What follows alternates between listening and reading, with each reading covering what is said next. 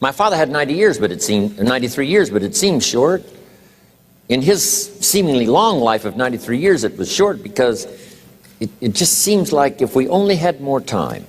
Old Testament gives us a view of some people who live to be 5, 6, 7, 8, 900 years old. If I have a chance to ask, I will ask, how come we got shortchanged?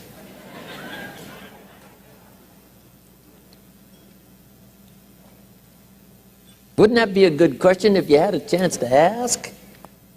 Imagine 7, 8, 900 years to watch generation after generation after generation after generation stay healthy and well. I mean, you gotta be healthy to make it to 900. You gotta take your vitamins.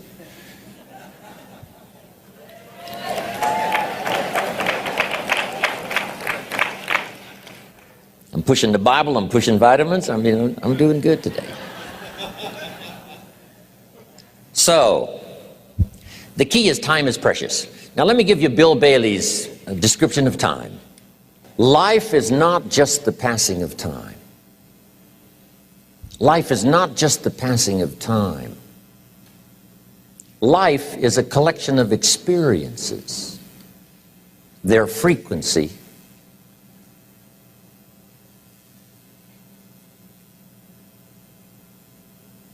and their intensity. Life is not just watching the clock tick away. Life is a collection of experiences, their intensity, their frequency. When my friend Mark died at age 44, someone says, that's young to die. But what if he lived 4 lifetimes in one? It might not be too young. So here's whatever the span of your life turns out to be, here's what you want to fill it up with: experiences and the intensity of those experiences.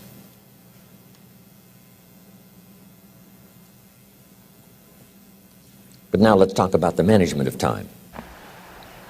Here's one of the best ones. We covered earlier, when should you start building this hotel? Answer: as soon as you have it finished. Now jot this one down on time management. When should you start the day? As soon as you have it finished. Plan the day the best you can, leaving plenty of room for improvising and surprises and all the stuff that happens during the course of the day. But if you've planned a good, productive day, now you start that day, you can't believe how much more valuable your time will be. Don't start the day until you have it finished. Now here's the next one. Don't start the week until you've had it finished. Now to lay out a week is a pretty good challenge. Next, don't start the month until you have it finished. The places to go and the people to see and the productivity and the sales and the customers and the development and all the rest of what you want to accomplish during the course of 30 days. Don't start the month till it's finished. And then here's the big one. This is really challenging. Don't start the year until you have it finished. To the best of your ability. It can't be finished like minute by minute. But in terms of the sweep of what you want to accomplish in the year 2002, make sure that that's set and ready to go by the time January 1st rolls around. And it might get all upset, and it might get torn up, and you do a new one. You make so much progress the first 90 days that now you've multiplied it all by 2, by 3. Because that happened to me.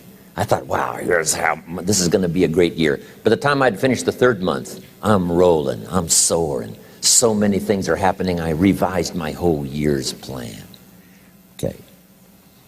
Now, jot this down. Approaches to the management of time. Here's the first one. Ignore the subject. I mean, that's good advice.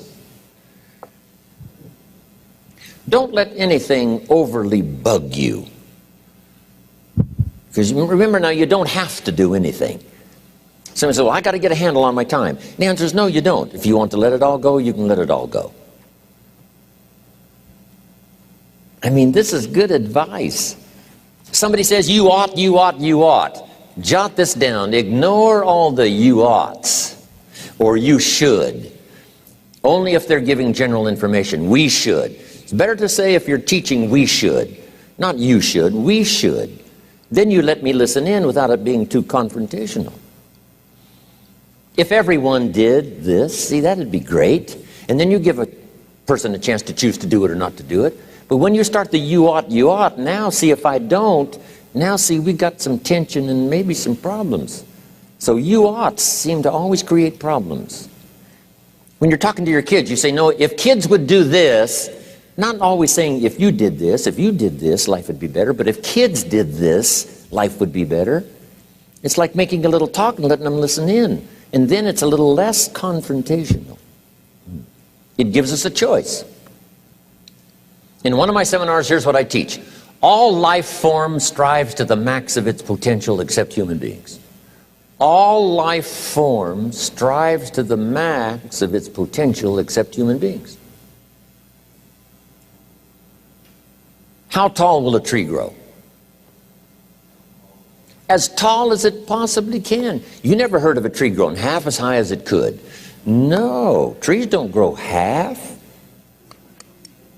A tree drives its roots as deep as it can, reaches as high as it can, produces every leaf it can, every fruit it possibly can. To the max. Every life form strives to the max, except human beings.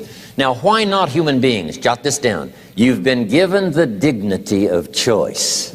You're not a robot. You don't have to repeat this year the same as last year.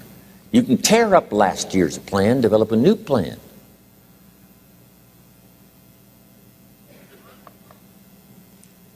So, the dignity of being a human being. Now, here's the choice on being a human being. To be part of all we were meant to be, or to be all. To strive for all, or half, or part, or some. The choice is up to you. To develop one skill or 10 skills. Someone says, well, I'd be happy with just one more language. Well, some say, hey, I'm going to learn 6 or 7. And this is all a matter of choice. And when someone says, no, you ought to learn 4, you've got to resist all that. Because this is personal dignity.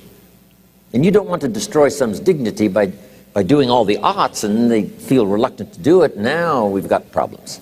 So if you want to, just ignore this subject on time management. Now here's the next one. Step down to something easier.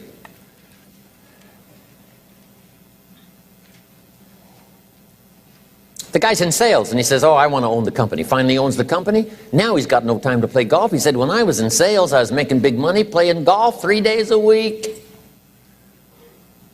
Heck with this owning something. Heck with managing. My life was never my own after I started to manage. I'm going back to sales. See, this is the key. If you're getting too pressed, you might consider stepping down to something with a little easier time pressure. Little girl says to her mother, Daddy comes home, brings his briefcase and pats me on the head and says hello, disappears and works on his papers. How come my daddy doesn't play with me? And her mother said, look, your daddy loves you very much, but he's so busy at work, he can't get it all done, he has to bring it home. He loves you, but that's why he can't play with you.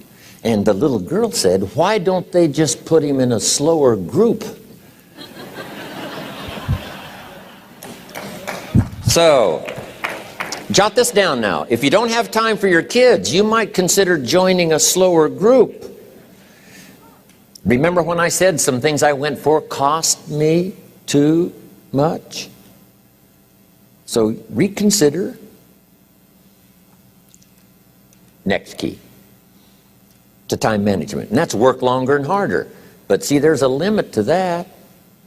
I almost lost my health the first year. I went so crazy about personal development and achievement. I just went bonkers. You know, I told you I was skinny, but at the end of that first year, I was a walking shadow. And then it suddenly occurred to me, what if I got rich and too ill to spend it? I mean, that was a shocker. So I started, you know, developing a little more reasonable.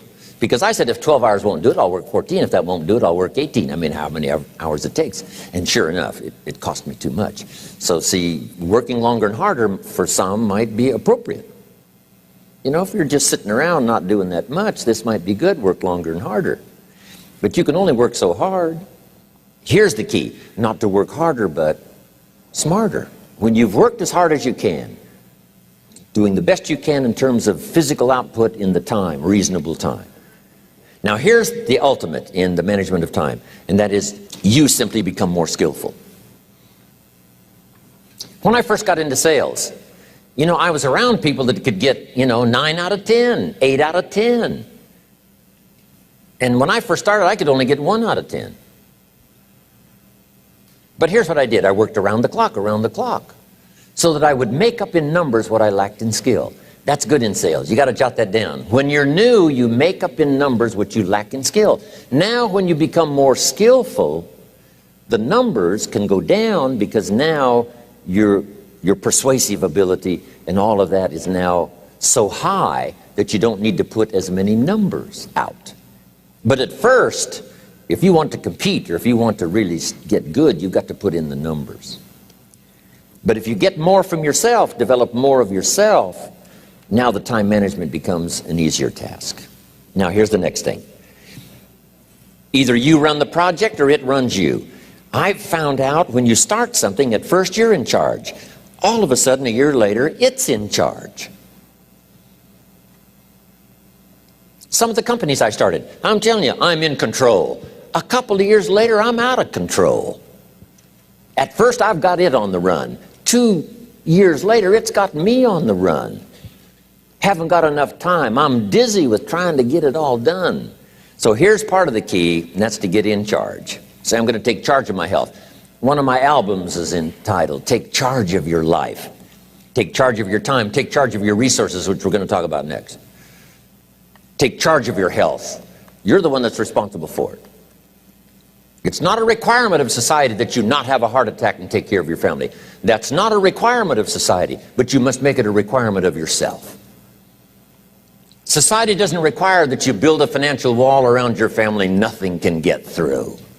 That's not a requirement of society.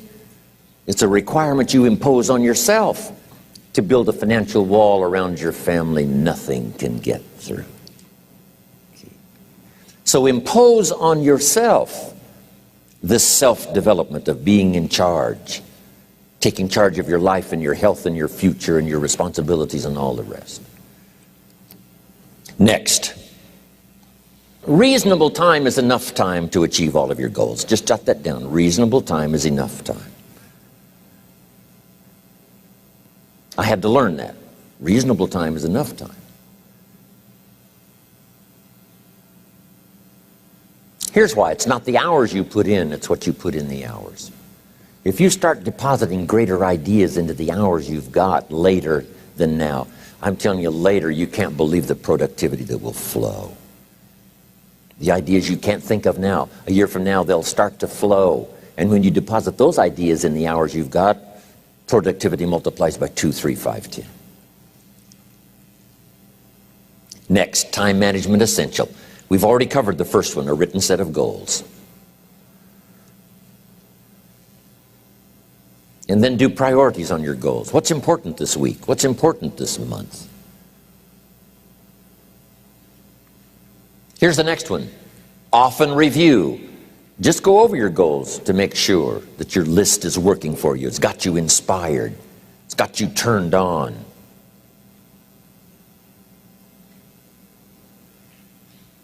Somebody says, how come you're up so early? Say, if you were headed where I'm headed, you'd be up early too. Wow. If you were going to meet who I'm going to meet, you'd be up early. If it was going to stack up for you like it's stacking up for me, you'd be getting up early. Wow. Here's some more time management essentials. Learn to study what we call majors and minors. You pick up the phone. Here's what you must say when you pick up the phone. Is this a major conversation or a minor conversation? If it's minor, a few pleasantries and you're done. If it's major, maybe you've got to make a few notes. So here's the next one. Important conversations, make an agenda before you make the call. Just jot down a little agenda. It's so easy now to just talk out of your head. Did you ever hear a conversation end like this? Let's see, there was something else. See, you don't look that swift. I can't think of it right now. I'll call you back. See, you look a little incompetent. Let's see, there was something. It escapes me right now. Really? So have you got this now? Make an agenda before you make a call if it's an important call. Now later that saves you all kinds of stuff. You call John in, the salesman, say, John, remember those 4 things we went over? He said, no, we didn't talk about that. And then you pull out your daytime or whatever, and there's the list you made when you made the call. He said, oh yes, seems like I do remember. And you've got him with your list. If it's just, salespeople especially can talk you out of what's in your head. It's true. No, we didn't talk about that. And if you don't have a little proof, I'm telling you, it's gone. So make an agenda before you make a call. So what's major, what's minor? Now here's the key on this. Don't major in minor things. If you take up major time to do minor things, I'm telling you, you'll be behind the curve constantly. Here's what we learn in sales training. What's major time and what's minor time? Here's minor time, thinking about prospects. Here's minor time, making lists of prospects. Here's minor time, keeping books on prospects. Here's minor time, going to see the prospect.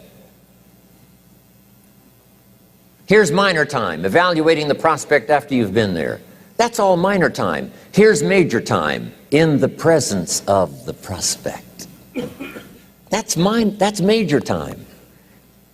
And if you took a look, if you're in sales and you took a look at a week, you'd say, my gosh, I'm spending 90% of my time on the minor stuff and so little time on the major stuff in the presence of. How many hours in the presence of in my day? How many hours in the presence of during my sales week? Because the time that really counts is in the presence of the prospect. Majors and minors.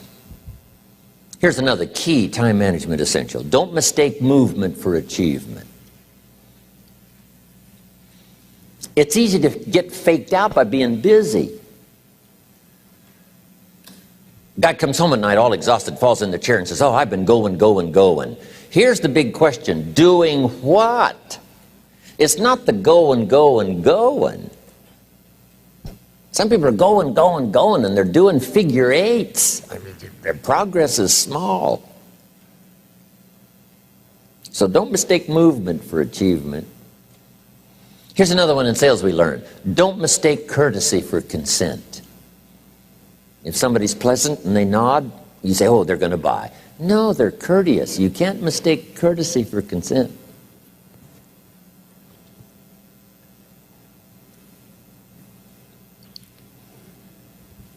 Now here's a big one, concentration. I had to learn this.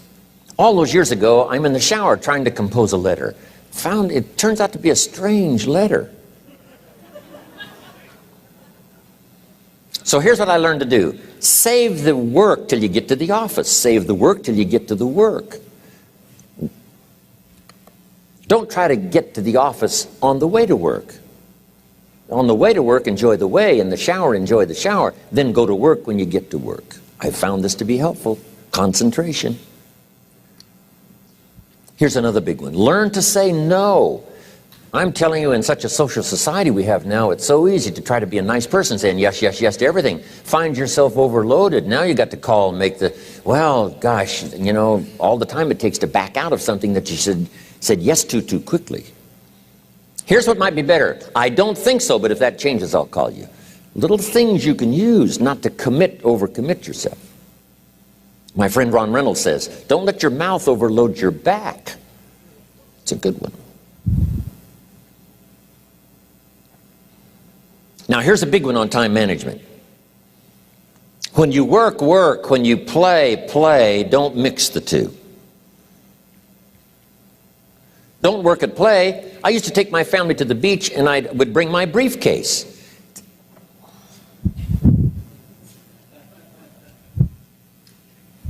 I learned not to do that. Or at the beach I'm saying I should be at the office, I should be at the office. Now my family's upset. Because I'm at the beach and I'm thinking office, office, office. Now when I'm at the office I'm thinking what? I got to get my family to the beach, the beach, the beach. So things are not going too well at the office because I'm thinking beach, and things are not going too well at the beach because I'm thinking office. Here's what I learned to do. At the beach, be at the beach. At the office, be at the office. When you work, work. When you play, play. Don't mix the two. Don't work at play. Now here's one of the most important ones. Don't play at work. Work is too serious. You don't want the reputation of being the office joker. It's not a good one. Yes, there's time for some pleasant stories. Yes, there's time for a little humor. Yes, best if it's a happy office, of course. But I'm telling you, you got to be serious about work, because you're parting with a piece of your life for the work you do. Your work costs you a piece of your life. Here's what it's called: serious business. Not grim, not unhappy, but serious. Key. Don't play at work. The old expression, I don't think we use it anymore, horse around at the office. Play around, play jokes, play tricks. No place, not at the workplace. At the beach, yes. At the bar, yes. Somewhere else, not work. You've got to treat work with all due conservative passion, because it's leading you to your future. Here's another key phrase: all work is good. You may not like your job, but if it's the stepping stones to get you to where you want to go, you got to appreciate your job. You don't have to have a passion for your job. Here's the ultimate passion: a passion for incredible success in every department of my life. That's the passion. But don't look down on some menial job you have to do to finally get you to where you want to go. No job is menial. No job is not, no, every job is noble. Training life for pay, making a contribution to society. Next, analyze how you are. And if you have some weaknesses, if you can't, doesn't seem like you can change, here's the key: get it covered. I used to keep promising myself I'd keep the books, keep the books, keep the books. Finally, I gave that up. And back then, it only took me an extra $50-60 a month for some accountant to keep the books. I said, no, I'm going to save the $50. You can't believe what I started losing in productivity because I tried to save the $50. So the key is, a lot of the time you can stay like you are, but just make sure you get it covered. Okay. Next, beware of the telephone and all other systems of communication, especially the telephone at home and systems of communication at home. And here's one of the best lines I've got for you for the weekend: let all communication systems serve you, but don't let them intrude. When it comes time to have dinner with your family, you shut off all systems, unless the ones that can take messages silently. Don't let the phone ring. Don't let anybody intrude, come through the front door nor the back door, nor through the telephone or any other device. So you can't reach John and his family when he's having dinner. The President of the United States couldn't get through. If you develop that kind of a reputation, father, mother, when we have dinner, when we're visiting and have this time with our family, nothing intrudes. So don't let these clever little devices keep intruding. You've got to have a place that's sacrosanct, it's valuable. You don't let anything in for that period of time. Okay. Isn't that good advice?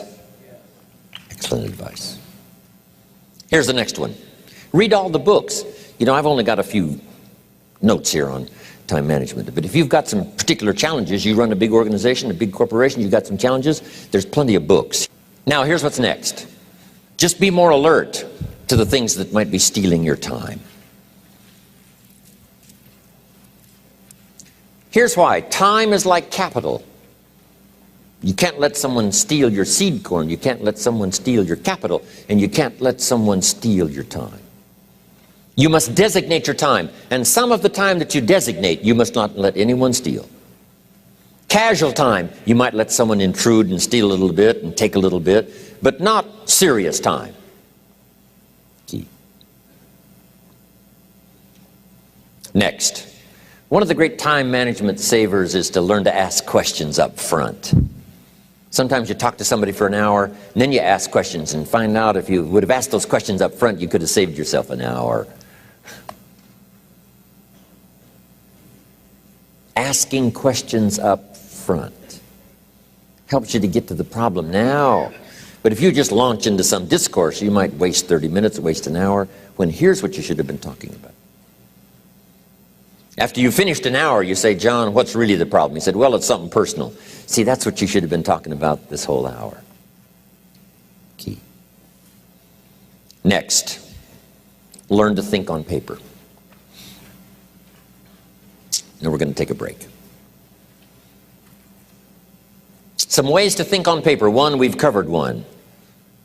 Solving problems. Take it out of your head and put it on paper. Another one is setting goals.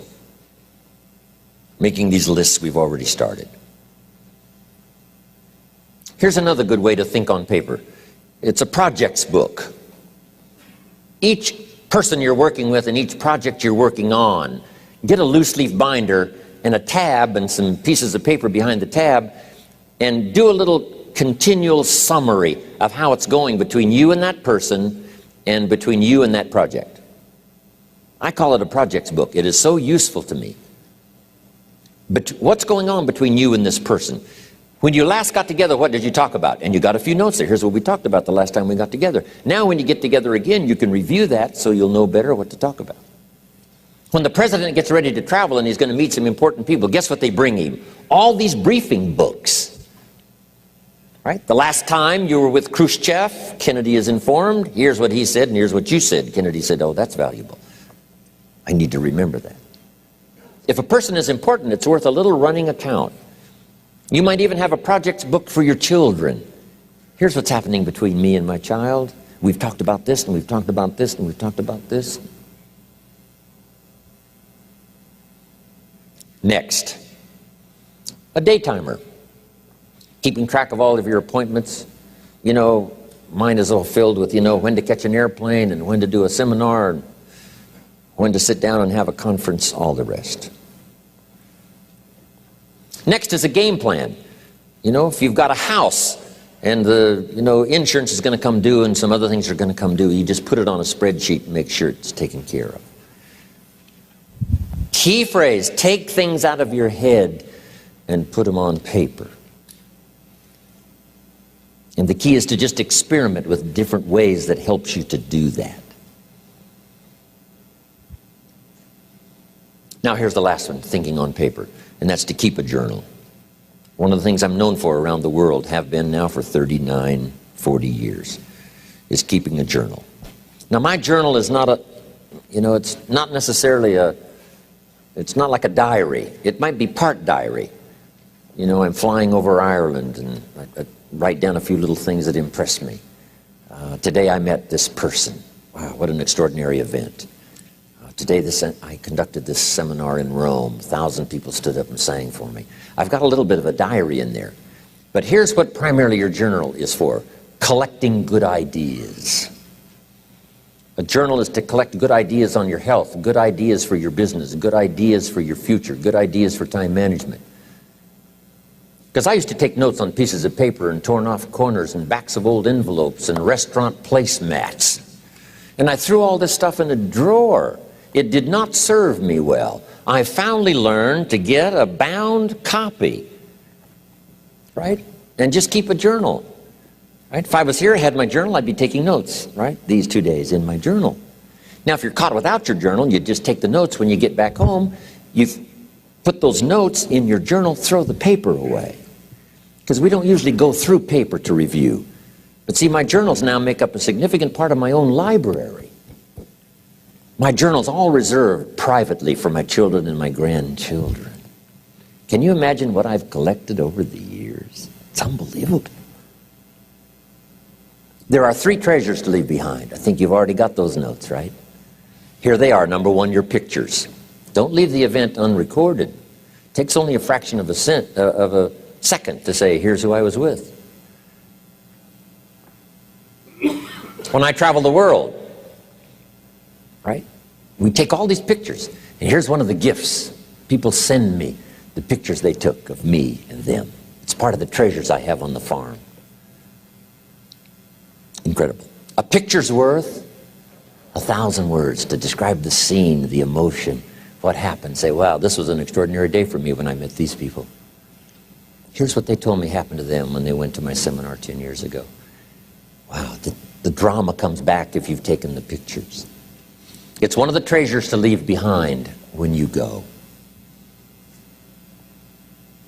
Remember the old photographs that we have now of, 100 years ago, 70, 80 years ago, just a few photographs? What would it be like if you had thousands of photographs of the past, of your history, your mother, your father, right? Grandparents? So change all of that now for your children. Leave all your photographs as a record. Here's what's next to leave behind, and that's your library. The books that changed your life, the books that changed your health, the books that rescued you from oblivion, the books that you passed on to other people, they were so exciting for you, the books that made you financially independent, the books that developed your leadership, the books that gave you wisdom to ponder when things were tough, the books that got you through the winter, the books that helped you to plant in the spring and harvest in the fall. What a treasure to leave behind. If you do that, here's what's for sure. Your books will be more valuable than your furniture. Wow. Now the third treasure to leave behind is your journals. The notes you took that helped you to live life as you lived it. Long after you're gone, a treasure that children, grandchildren, great-grandchildren will find so fascinating. They may use it to help guide their own